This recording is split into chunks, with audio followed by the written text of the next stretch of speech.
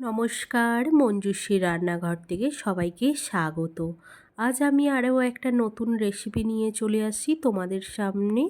পুরো সম্পূর্ণ নিরামিষ তরকারি, রুটি, লুচি কিংবা পরোটা দিয়ে খেতে পারেন আপনারা। এখানে দেখো, আমি এখানে পেঁপে আলু চৌকোভাবে কেটে নিয়েছি। এখানে দুটো চেরা কাঁচা লঙ্কা নিয়ে নিয়েছি কেটে, আর পরিষ্কার করে জলে আমি ধুয়ে নিয়েছি। এইভাবে আপনারা চৌকোভাবে কেটে নেবেন, আর বাড়িতে ট্রাই করতে ভুলবেন না।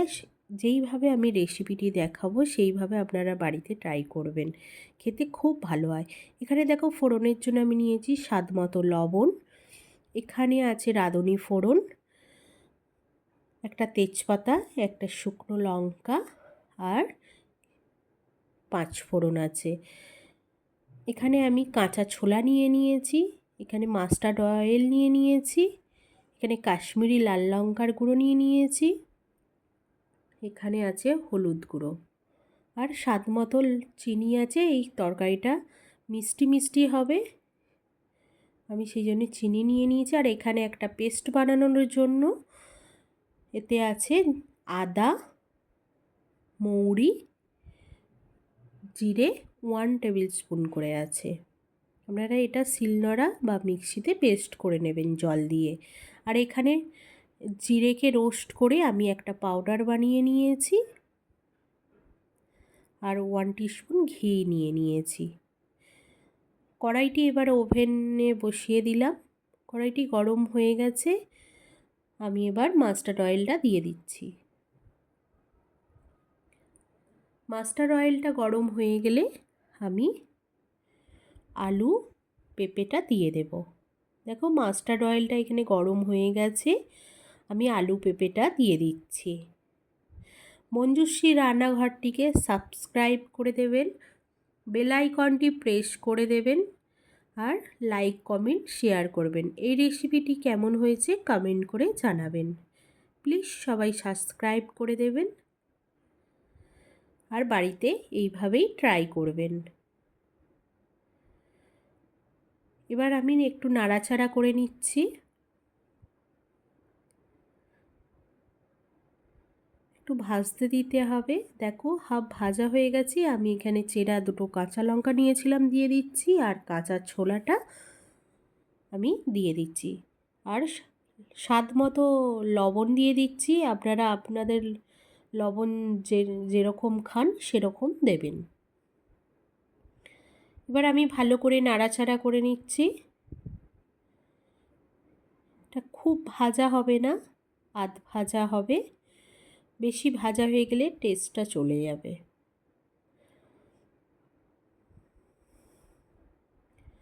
দেখো, ভালো করে আমি এখানে মিক্সড করে নিচ্ছি। দেখো, আমার এখানে আধ ভাজা হয়ে গেছে। এবার আমি এই পেস্টটা দিয়ে দেব। জিরে, আদা, মৌরির পেস্টটা আমি দিয়ে দিচ্ছি। এখানে আমি হলুদ গুঁড়োটা দিয়ে দিচ্ছি। এখানে হলুদ গুঁড়ো, কাশ্মীরি লঙ্কার গুঁড়ো আমি দিয়ে দিলাম। এবার আমি ভালো করে মিক্সড করে নেবো, আর ভালো করে কষিয়ে নেব। আপনারাও ভালো করে কষিয়ে নেবেন যাতে গন্ধটা চলে যায়। আদা, জিরে, মৌরির গন্ধটা আর হলুদের গন্ধটা যাতে চলে যায়, আপনারাও এইভাবে ভালো করে কষিয়ে নেবেন।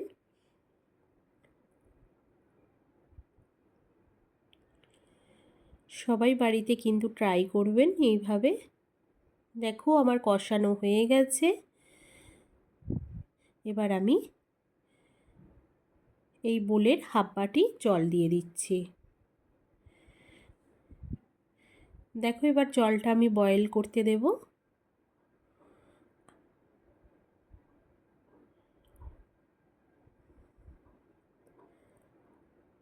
এবার আমি ঢাকনাটা দিয়ে দিচ্ছি।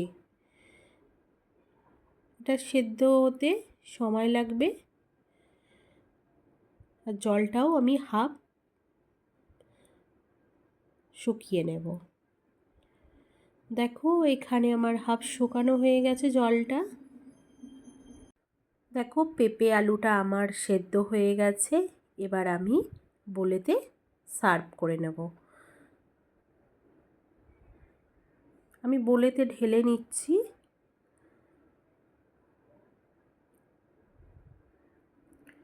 আমি এখানে লাস্টে ফোড়ন দেব। দেখো আমি বলেতে আমি ঢেলে নিচ্ছি। এখানে আমি কড়াইটি আবার পরিষ্কার করে ধুয়ে নিয়েছি। এখানে আমি যেই মাস্টার্ড অয়েলটা একটু ছিল ওটা আমি ফোড়নের জন্য ব্যবহার করব। আমি ওই মাস্টার্ড অয়েলটা ঢেলে নিলাম কড়াইয়েতে।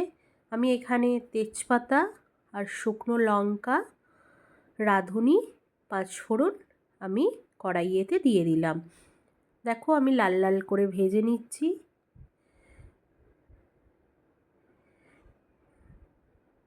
দেখো লাল লাল করে ভাজা হয়ে গেছে। এবার আমি ওই যে তরকারিটা ছিল তরকারিটা আমি দিয়ে দিলাম। দেখো আমার হাফ জল মরেছে, হাফ জল এখনও আছে তরকারিতে। আমি এখানে আর জল ইউজ করছি না।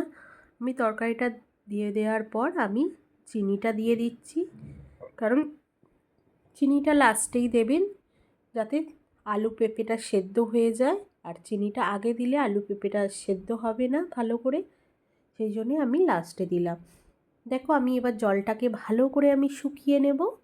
শুকিয়ে নেওয়ার জন্য আমি ঢাকনাটা আর একবার দিয়ে দেব। আর পেঁপে আলুটাকে দেখো আমি গালিয়ে নিয়েছি, থেতো করে নিয়েছি। আপনারাও এইভাবে থেতো করে নেবেন যাতে একটু মাখো মাখো ভাব হয়। দেখো এখানে আমার তরকারির জলটা আমার পুরো শুকনো হয়ে গেছে বলে আমি এখানে রোস্ট যে জিরা পাউডারটা ছিল আমি দিয়ে দিলাম, আর 1 টিস্পুন ঘিটা আমি দিয়ে দিলাম।